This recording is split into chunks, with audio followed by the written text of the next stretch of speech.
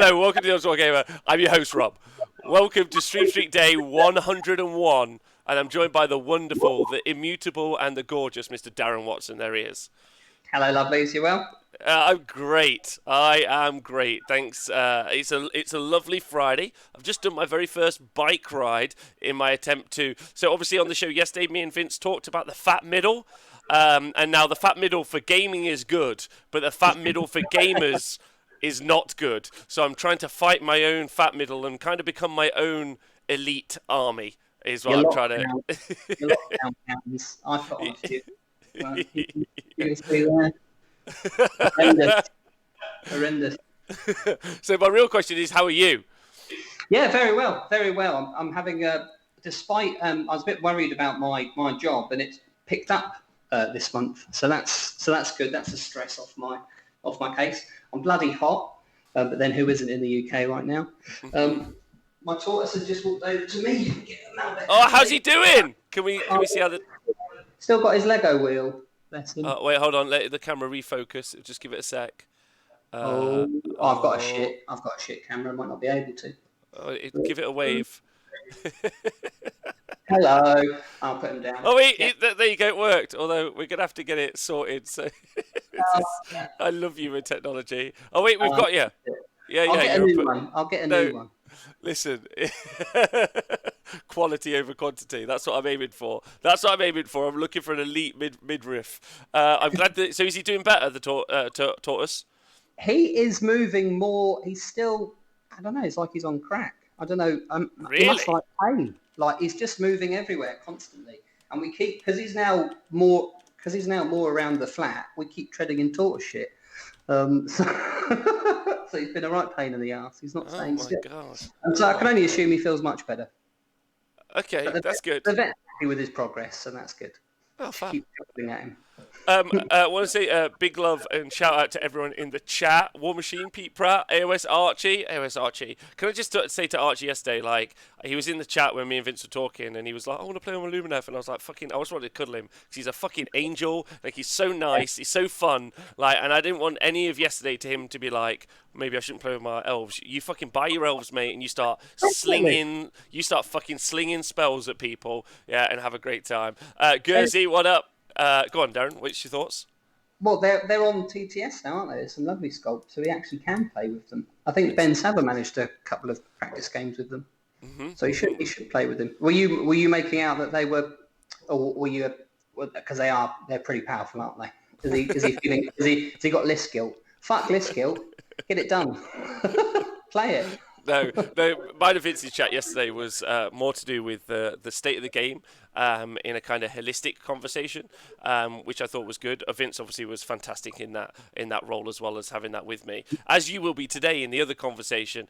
But I just want to say a big shout out to everyone for joining us live. Thank you to Disco Rat. Oh yes, all the way from Germany. Disco, I fucking love him. Hello, Germany.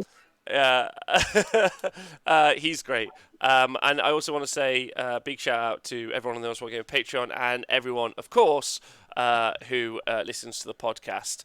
Lee Bromley, what up? Darren. Now, Darren and me were going to talk about Lumineth lists. Was going to be the point of the show. Only I'd left Darren on red, where he's going, have you seen the War Scrolls? And then I never sent him the War Scrolls, and therefore I'm the bad person in this situation, and so we're not going to do it. So I don't know enough about them to. The one thing I will say, what I do know about them, there's not a great deal of choice, is there? There's only like 10 War Scrolls, so I'm not too confident I can come up with anything that is particularly unique. I think most of those ideas are going to be explored straight away. I'll give them a good go when I get the hands on my book. If anyone's got them and they want to send them to me, those leaks, I haven't managed to see them yet, then please do, and I'll try and do something for next week. But yeah, it's my fault, not your fault. I do apologise. So yeah, and if you haven't joined us before for some reason, Darren normally like once a week, once a month. Like obviously lockdown has wrecked everything in terms of time, but normally Darren comes up with a whole bunch of lists. He explores some new ideas. He puts them on the Honest Wargamer website. Darren's List Diaries. It's a really great time. Darren's a super innovative list writer. We've got a whole bunch of them who come on the show. Darren definitely pushes that envelope, and it's brilliant. I'll do my best. Do my Yeah. best. And Sir Callum says Darren is my own personal hero, helping me get back into AOS, which is good. So Who said that? That's that's lovely. Sir Callum. Oh, bless him. I love Callum. Hello, Callum. Right. So today's subject, I don't want to talk about. Right.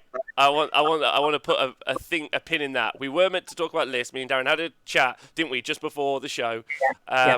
And I was like, don't worry, I'll just do some painting. I've done a load of interviews. Everyone's been great. I'll just hang out with the chat and talk. And you were like, oh, what about this other subject? And I was like, do you know what? It's good. And so I want to caveat that, A, I don't want to have this conversation, but I will because it's my job. B, B. This was very much my suggestion. Yeah, as well. B, I'm not invested, but I am because I'd like to set myself up in a role here, if I'm allowed, Darren, before we do have the conversation. Even if you were, I don't think anyone would stop you. That's true. I consider myself to be like a Warhammer journalist, I guess, is the point. I don't really have any investiture, and also that's one of the things I've had to personally. You and me talked last year, didn't we? I was at 19 events last year doing coverage, yeah, and I played in 3. So I was at 22 events, which is a fucking lot of events, yeah. But I only got to play 3 times, right, at an event. So I'm not really does that make sense? So I'm not really part of the gaming community. I am, obviously, but I consider myself to be a part of it as a journalist rather than a player. A player as well, of course, because I play, but a journalist. So that's how I'd like to set myself up, which means I don't have a dog in the race. If there's a unique place, haven't you? You're the main observer, right? I don't know anyone that's as prolific as you. For sort of event attendance, maybe Owen Jackson, but yeah, you've got a unique perspective. You get to see it as a whole, and you get to see it. So and also, I think you have the right to an opinion, definitely. Well, but also personal caveat is while I obviously my personal emotions are invested in storylines or in stories. Obviously, like every other journalist, I write it from the perspective as I see it, right? Information and then facts, and then normally on the show, me and Nathan or whoever is doing the show with me, we present that information. Nick and Tom, we present that information, and we have these conversations. That's where I want to bring it up. Yeah, that's my role. I don't have an axe to grind, and I can't be asked for the story, but my job is to talk about the story. Yeah, okay, yeah. Fuck. So, Darren, it's a hot topic, isn't it? So you are. It's a hot topic, isn't it? So you've got to frame it right because it's got. Yeah, and I have and I have no personal issues involved with anyone involved in the storyline. So, the issue is talking about playtesters and their advantage or disadvantage in the gaming sphere, and the most important part of that is how that might affect team tournaments and how that might affect international team tournaments specifically. That's the story. Yeah, Darren, as a member of the English ETC team, has got better insight than this than anyone in the world, and we all know that we trust and love Darren, and Darren's going to tell us the truth. Yeah, right. That's correct. So here we go. I've got the best insight of anyone that's a non-play tester, right? Yes. I think they've got the ultimate insight, but it's not something we're privy to, and it's not something they're able to talk about. So I think I'm the next best that you've got. There we go. Exactly. And specifically, Darren isn't a playtester. So here we go. So Darren, I guess the first question is do you or do you not think that playtesting gives someone an advantage in gaming at a tournament with the chance of winning? I think anyone with a brain will be able to take any information they take and utilise it. And they will have, they do have prior knowledge, let's say. There are advantages that come along with knowing that. That's, I think, undeniable. I think what we're not privy to is that is potentially balanced out by the disadvantages that they have also. And I don't, for me, the question isn't necessarily do they have an advantage overall? Is it enough of an unfair advantage that they should be excluded from events? And my at the moment, I mean, you might change my mind when we debate it, depending on your take on it. But I think the answer is no. They do a very important job, and if they were excluded from events, they wouldn't do that job, and then we wouldn't have the current. And it's not necessarily their fault either. It's not their system. It's GW's system, isn't it? So yes, I think they do have advantages, but they also have disadvantages. I think overall that do you think it's neutral? Do you think it's neutral, or do you think it comes out as an advantage or disadvantage? No, I think it's a slight advantage, but I don't think it's enough of an advantage that we should hold any ill will towards them wanting to compete. And I don't think they shouldn't be able to compete. And we've got to, let's put this in context. I know nothing about the actual process. So it's very difficult to offer an opinion for any of us outside of that circle from a position of strength without knowing everything. Right. So this is my best interpretation of the information that's available to me, and being sort of as close as you can be to them. You know, I've gone away on England training days for the ETC. I spent some time with the guys practicing, and any time any information was brought up or the potential for that conversation, I went to the shops.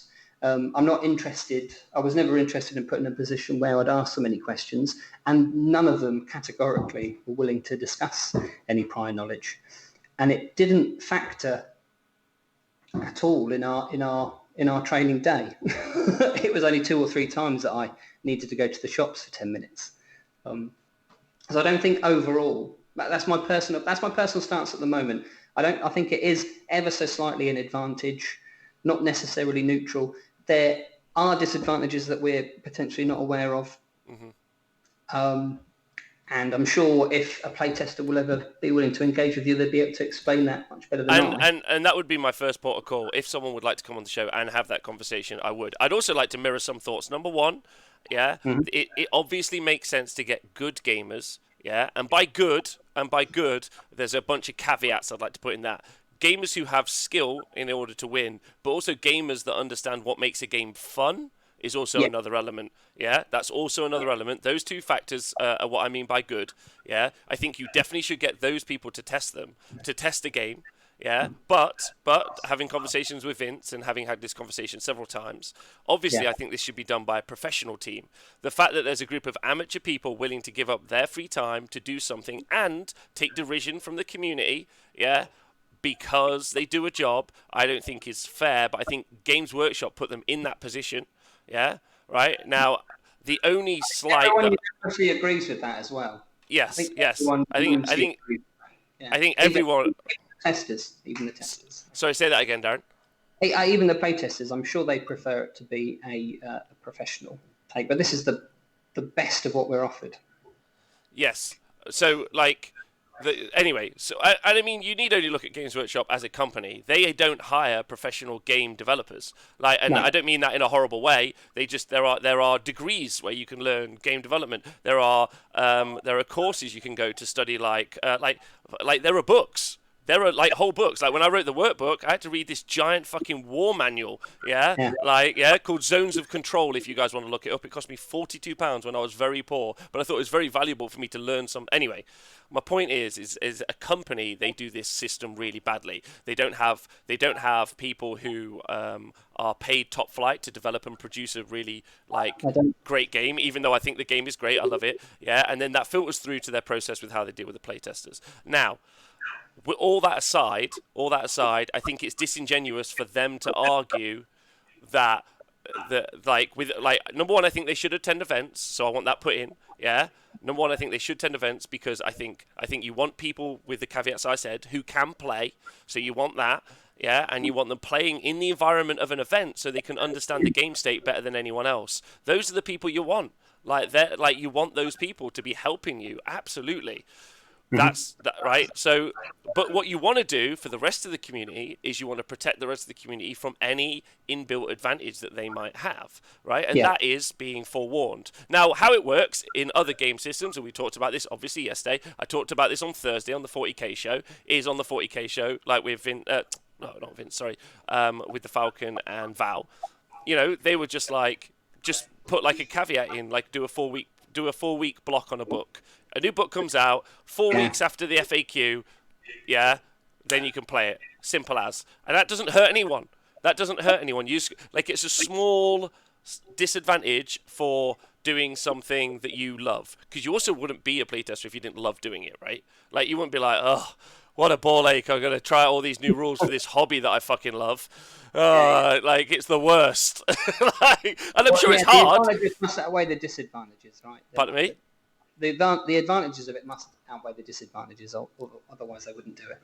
Okay, well, but number one, I think an important part of what you just said there is that your personal experiences, especially with the English ETC team, which has a number of playtesters on it, is that you felt that they didn't use that information to their advantage. The only pushback that I can, which is great, that's great. The only pushback I can give to you on that particular issue is obviously we heard on a podcast recently some English ETC team members discussing that they were using their playtest knowledge as an advantage for this year's ETC, which was unfortunately cancelled. Yeah, I wasn't privy. I'm not privy to any of that. So, so what do you think of that?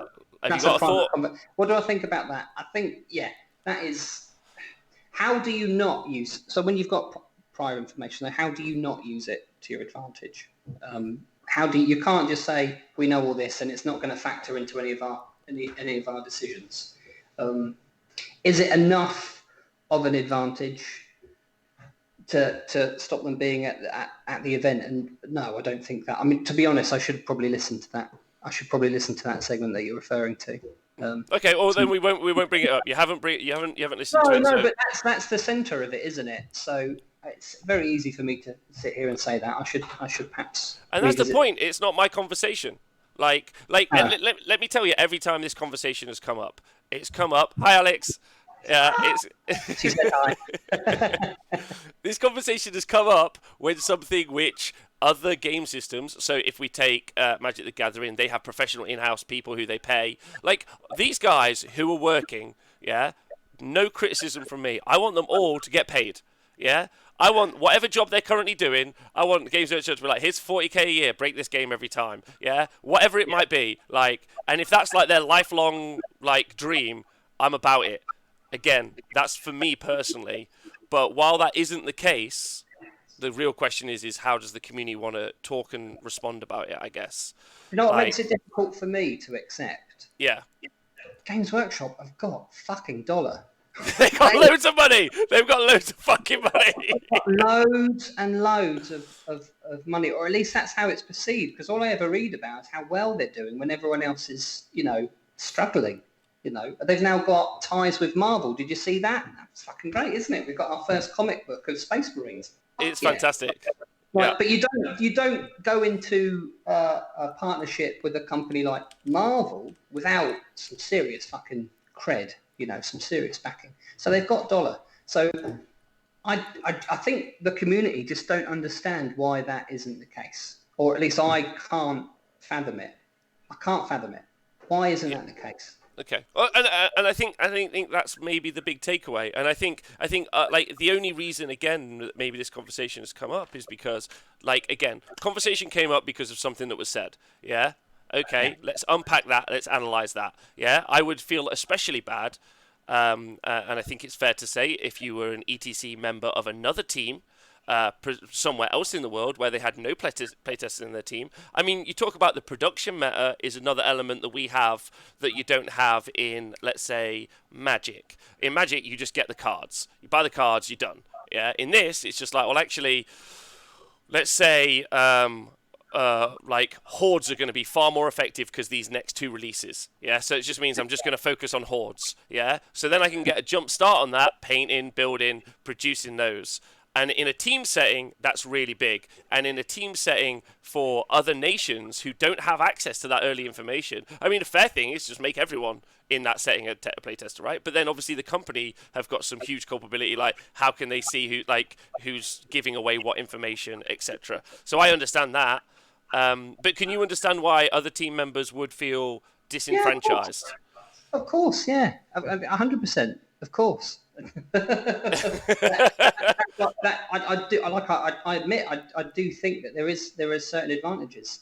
Um, but we don't know what we don't know the full extent of the disadvantages because we haven't experienced those. So Yes, and we should listen to those people, have those conversations, like learn. yeah, Yeah, before you make a final opinion on it, I think you should have as many of the cards as you can, right? of course. It's whether or not they'd be willing to have that. I mean, I've had a few conversations with people, but I don't think I'd be able to articulate them, or perhaps I'd get them wrong. And it's so important. I don't want to speak for anyone else. Mm. But I know, having heard it explained to me from various people, don't make me quote them. I'm not sure they'd want to be. But let me say that the points that they put forward were very, were very compelling, and I can see it from their stance as well. But saying that, if I had no if I had no insight into that part of it, and I was in another nation, and I saw England be successful, and they did have playtesters, and they did have prior knowledge, and we did hear about a playtester talking about what they would do with Lumineth, then yeah, that would rattle my cage absolutely. Yeah. So perhaps that's something that I think what the main thing it needs to be for me. I would like to see some acknowledgement, and then you can have a proper conversation about what you can do to even the playing field. If enough people feel because I can tell you that this is my opinion, but if the vast majority of people don't share that opinion, then I'm not the centre of the world. You shouldn't listen. You shouldn't pander to me. So I think if there's enough people out there that feel we need to have a conversation about how we can mitigate that, then Well, and suggestions. Yeah, once we've discussed the disadvantages as well, once hopefully someone will be willing to talk about it from that side. But let me say there are disadvantages, and it was enough for me to have that opinion quite strongly that they deserve to be there, and that it's not it's not so big an unfair advantage that it ruins the whole thing. yes, because I think that is the problem. Is the idea that you're going to have a legitimate tournament where people have X amount of advantage over other people. We look at other and again, I refer to Magic. Both their employees and their playtesters aren't allowed to play with caveats. Yeah. You look at.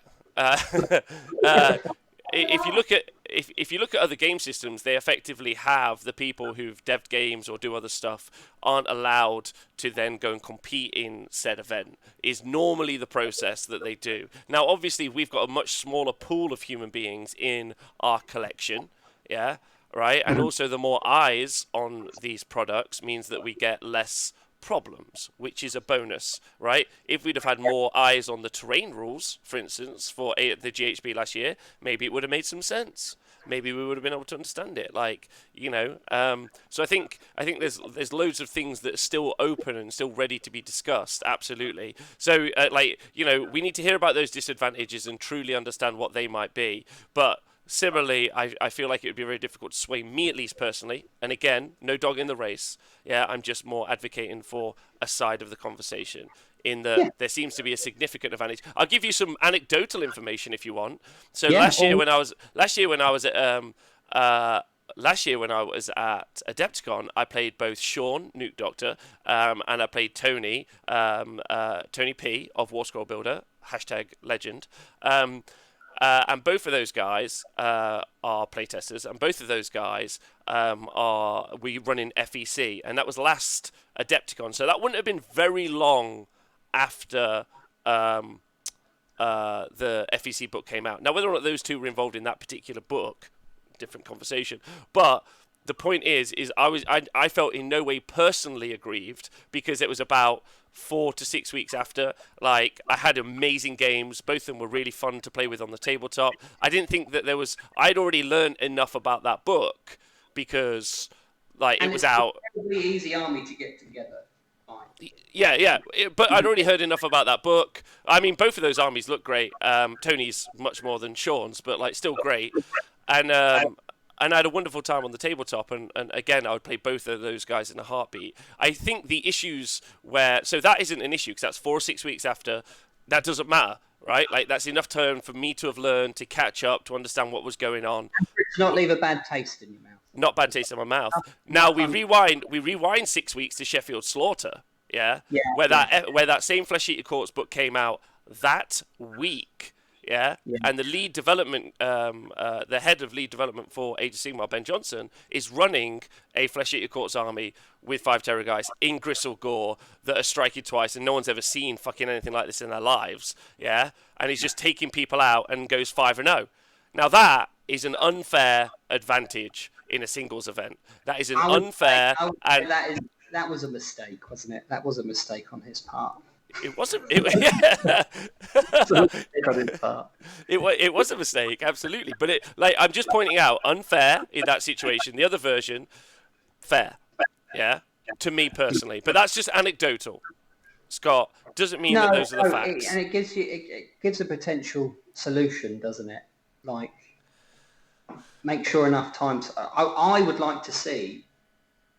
definitely like to see people not able to use a tome before it's had its first FAQ. I don't like this whole process of one big massive FAQ a couple of weeks after the filthmongers break the game in tournaments. Like, for me, it's a broken system. I would like to see that evolve slightly. I would like tournaments to take the responsibility and put into their packs. You can't use pre-FAQ'd tomes. Mm-hmm. And then if that means that initially they're not going to see all the amazing filth because some people are going to keep it to themselves, then have fluid FAQs. When there's a big fucking problem and it's fucking obvious, a little FAQ or one thing needs to be changed. If it's missed in the first FAQ, right? Not this these big long periods between FAQs when there are clear problems, and sometimes they get missed in those FAQs as well, and then they're there for until the book gets changed, and it's just so that process I think should be more fluid, and I would like to see no tomes that have not had an FAQ. Yeah, definitely, because that makes sense. It makes sense to me. Makes sense to me. I don't know why that isn't the case. But I think it's because we're all children, right? Like, we like playing with toys and we have a great time. Yeah. And also, if any of you think that that's not true, fuck yeah, I love playing with my toys and I will do it all day long. Put their fingers in light sockets. Yeah. I'm gonna keep playing with my toys all day long. I love War Dollies. It's brilliant. Yeah, it's a great laugh. But if I've got my new War Dollies, or if I've got my old War Dollies, and then I'm attending an event next week, and I've been planning it for months, and now I've got some new cool rules to use on my War Dollies, I'm going to say to the TO I want to use them. What has to happen is the TOs have to be adults in the room. Yeah, the TOs have to turn around, and again, like, the TOs have to turn around and say, look, I know how you feel, I get it, I also like dollies, we're all into it. Yeah, we get it, baby. But you can't. 4 weeks. Like, it has to be, or 2 weeks from the FAQ. I think you have to do 2 weeks from the FAQ, because you also might have advanced knowledge of the FAQ information, right? So that's also really important. Yeah. He could be the one answering the FAQ. Yeah. Battle Barbies is the best. Battle Barbies are great. Yeah. And Owen makes a really good point as well. How many times do you hear, I lost a game partly because I never faced that army before? All players need an opportunity to study the book or play a game against it, perhaps a 4-week period between book release and tournament legal.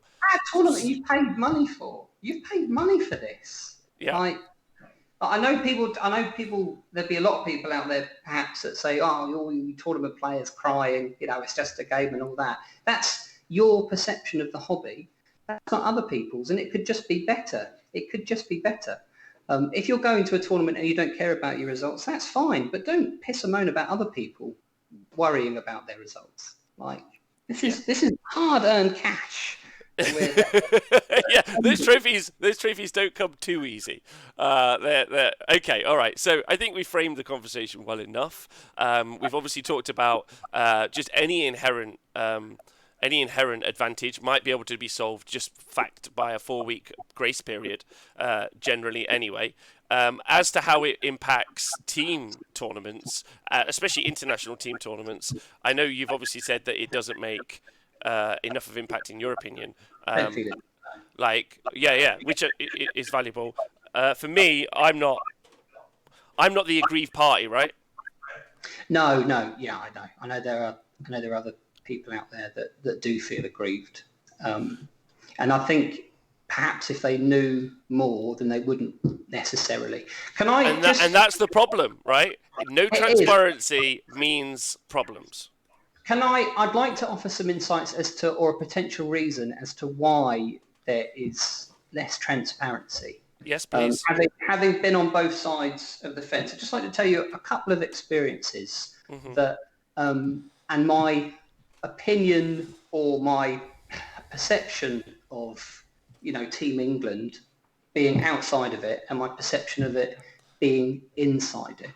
And then hopefully we'll gain a little bit of insight and hopefully we'll find somewhere to come together. Before I was on Team England, I think I shared the same opinion that many do in the community, that they're very elitist, they're arrogant, perhaps. And that's an easy narrative to run because it allows you, if you ever lose to them or you hear about your friends losing to them, it allows you to say, oh, well, they're all arseholes, that's why they win. And it takes that pressure off of you. But then when I became part of England, I saw them in a completely different light. They are just like you and me and every other fucker. They're just people. They have the same insecurities. They have the same desires. They're not these super elite fucking mutants that are unattainable. They're just fucking people. And I've lost to them and I've beaten them. And I'm sure many other people have as well. But they do get treated in a certain way. I'll tell you what happened at Six Nations. Russ left his dice on a table. Well, let me make my full point before you chip in. I'd like to just absolutely agree. Like the group that we're talking about is people, and human beings shouldn't be grouped. They aren't all the same. Like I agree with you absolutely. Fears, hopes, dreams, thoughts, feelings, and we should all try and endeavour to be kinder where we can. I also want to agree with that. Yeah. That's a mistake. I'm sorry if you hear about this, Russ. But he'd left his dice at a table and another player had seen that, realised who it was, picked them up, brought them over to this player who I shouldn't have named, and said, here's your dice, you cunt. Looked him straight in the eye and then walked off. Now, he'd never interacted with this person before. Yeah, you English C-U-N-T. I'm aware that I shouldn't be swearing, but I said that because I want people to be shocked.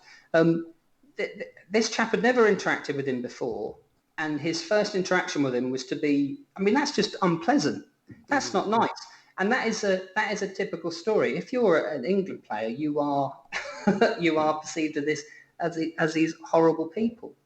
And I have never been at a tournament, and I got called that several times by people, you English, see you next Tuesday, and other horrible things. At first it was quite funny, but then by the end of the tournament it was wearing a bit thin. Now, that's my first experience as a Team England player. Some of these chaps have had that experience for years. If you hear something enough, you're going to turn into it. If you hear something enough, you're going to start wearing it as armour. I've seen AD, one of my Warhammer heroes. He said in the past, everyone hates us and we don't care, as like as a joke, or it's something along those lines. I'm paraphrasing there. But so when you get treated in a certain way, you're going to change your behaviour, and then the slightest wrongdoing is going to be magnified by other people because people see and hear what they want to see and hear. And then another experience. I played TTS the other day. I played with those Phoenix and I came third.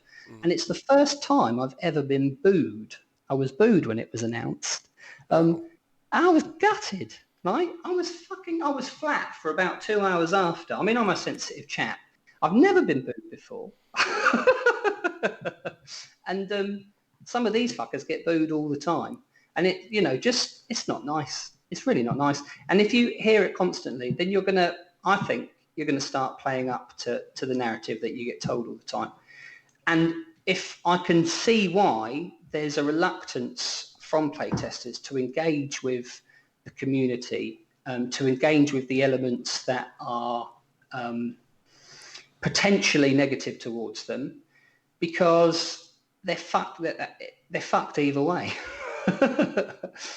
So I just think if there is going to be some engagement with them in the future, just be very careful. Let's give them at least attempt to give them the benefit of the doubt.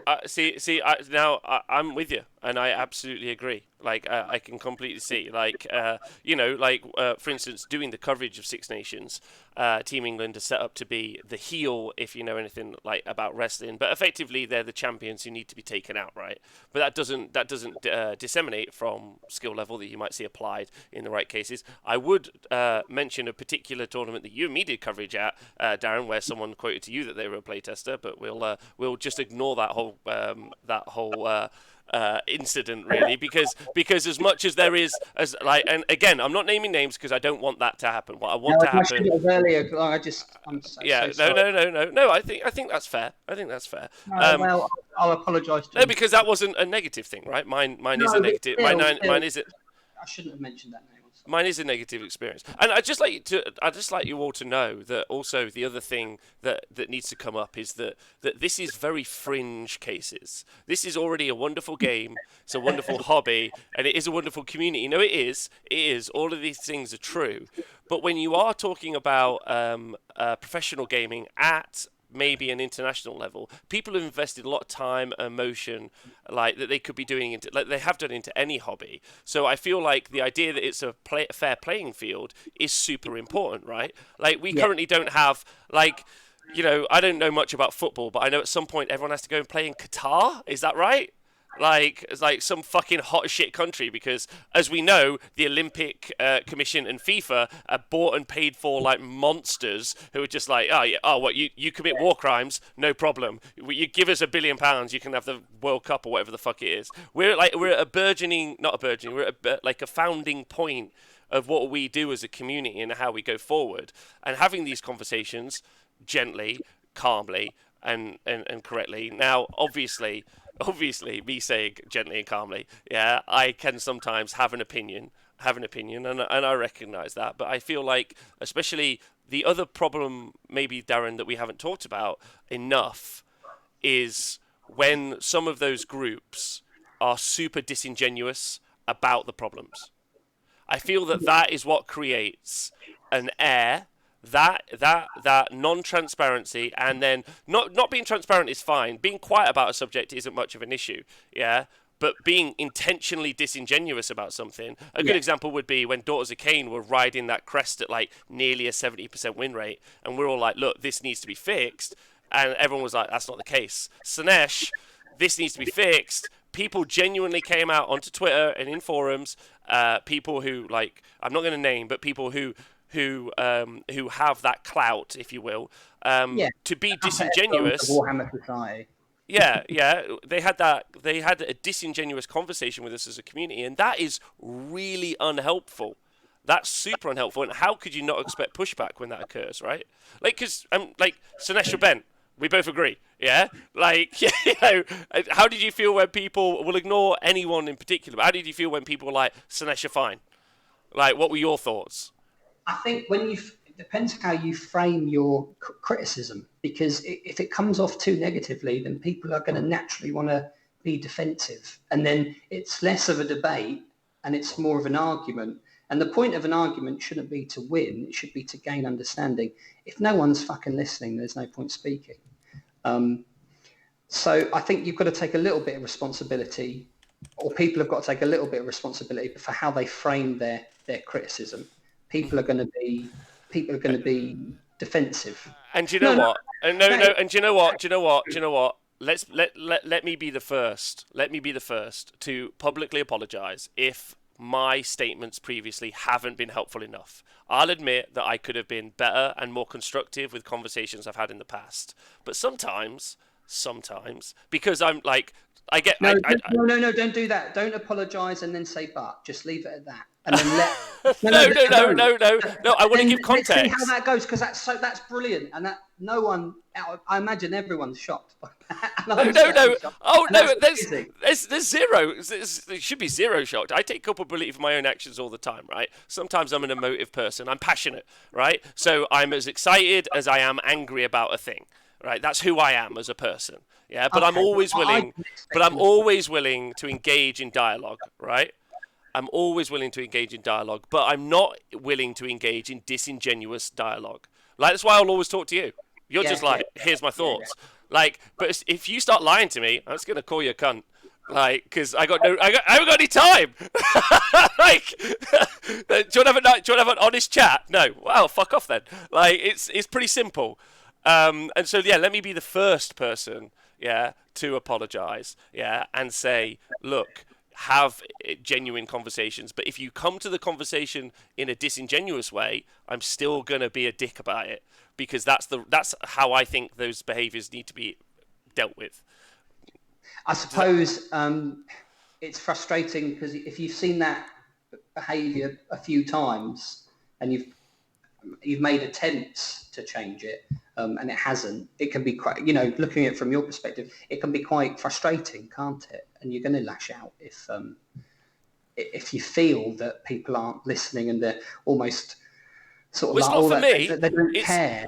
I mean, they do care, but it comes across as if they don't care. A good example would be, Darren, is the Black Lives Matter movement, right? Yeah. Now, I haven't suffered from racism, but I know many people who have. Yeah. Those people aren't saying the world's against me. They're saying I'm having some issues. Please, can we talk about it? Right. And then all I'm doing, like, whenever I talk about it or I share something, is what I'm doing is I'm giving those people a voice. In this situation, I do have a platform to talk about Warhammer. Now, I started the show with saying, I just want to talk about fucking toys.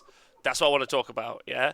I don't want to have these conversations, like, because it pisses me off. When I watch that Flesh Eater Court Army go 5-0 at an event, yeah, right, and I just see someone fucking, thanks very much, Hook and Pin. No, whoever that was, someone, Anthony, thanks for donating $10 to the show. Big love. When I see those things, I have to be the person who talks about it, right? Yeah. Otherwise, who talks about it? Like, if you think I'm being a dick, there's like 1,000 unsaid voices who are just like, that's a cunty thing to do, and I agree with Rob. Like, so you need to engage with that element of the audience. Yeah, you need to have that conversation with that group of people and say, do you know what? That was bang out of order. I shouldn't do that thing. That needs to be a conversation. Does that make sense? It does, but people don't need to do anything. People don't owe you or me or anyone anything. I think I agree with you, but you need to do something. That just is. It's just not how people operate initially.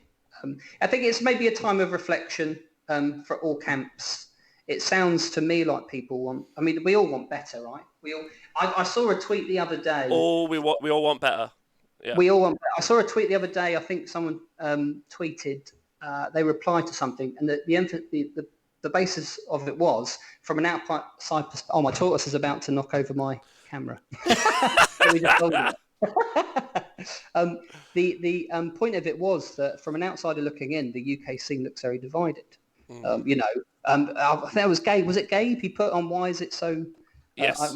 I'm sick of all these factions in AOS. I think everyone is, and it's and I think he summed it up quite well.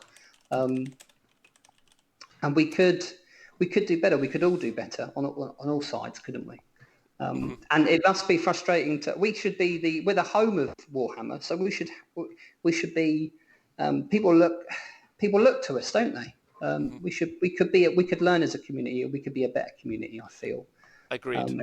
But we're already a great community, but we could always be better. We could always be better. We could Let me always just be move better. now before he kills me.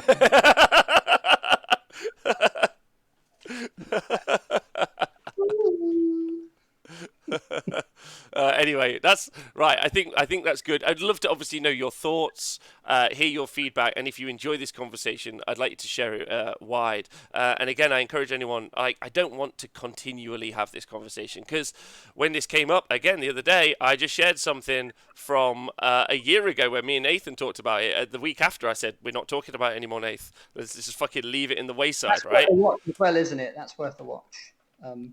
Yeah. I mean, it's worth listening, because you'll hear me repeat the same points I made today more than a year ago.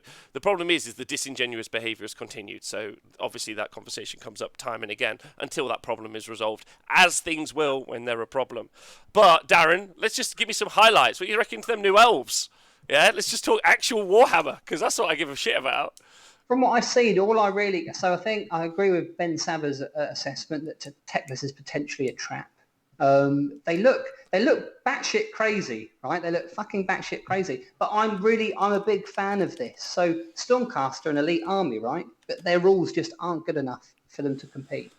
So when you have few models on the board, you've got to have batshit crazy rules. Otherwise, you're just going to lose. So I'm looking forward to seeing how they do. I'm looking forward to there being a true elite army, and I love the models.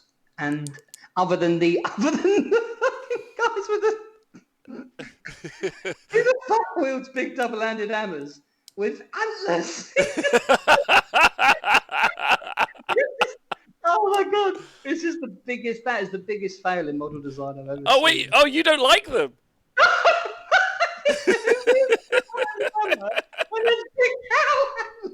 Do you know what? Can I tell you? You know the big cow mountain men? When they first came out, I was like, not about that at all. Not about that at all. But like, now I'm like, I reckon I could get 4 mountain. How they look, don't get me wrong. Yeah. I love them. No, I'm just like, fuck yeah. They're not fighting like this, are they? Yeah, I just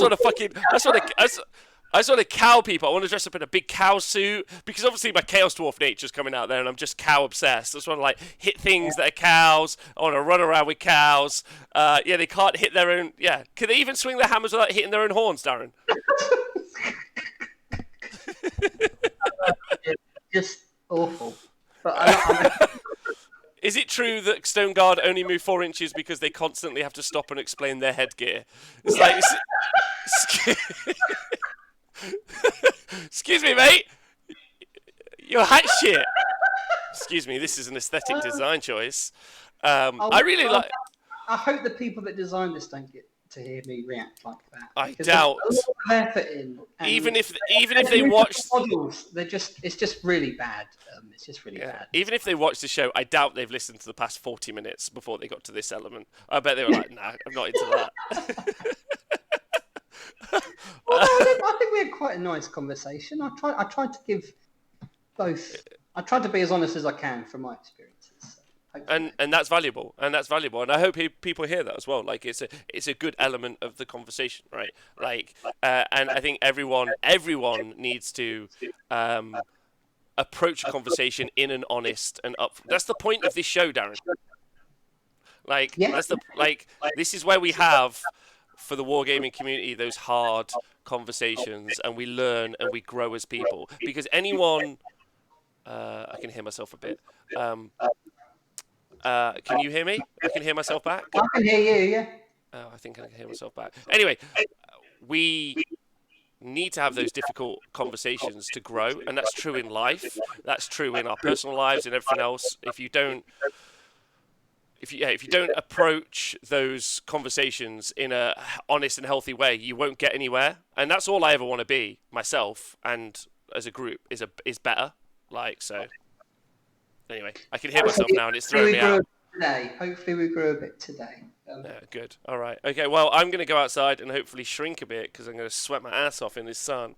But the Stream Streak Day 101, maybe 101. If you don't remember, there was a show back in English TV called Room 101 where people would put things that they don't like, yeah, and they would put it. A great show. It was a great show, and they would put it in a box. So for today, into this 101, I would like to put disingenuous conversations in the community in the box. I want to put them in there, and I want honest, kind conversations going forward in the box. Slam it shut, yeah, right, and then we could throw it away, and then we could be done with it forever. That's the right way. I'm going to put silly helms with antlers.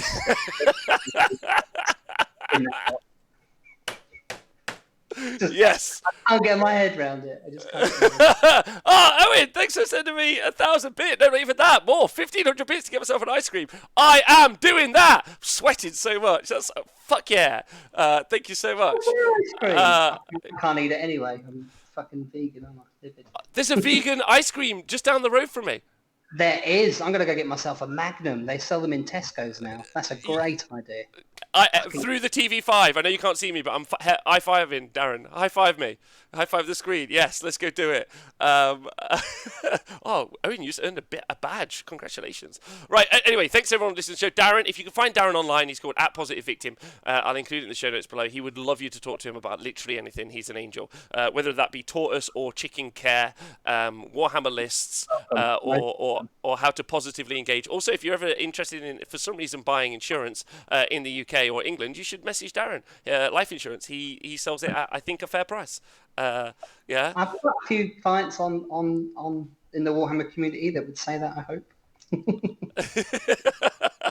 Right, well, Darren, thank you. Thank you to everyone on the podcast. Thank you to everyone. Stay hydrated, especially in this weather.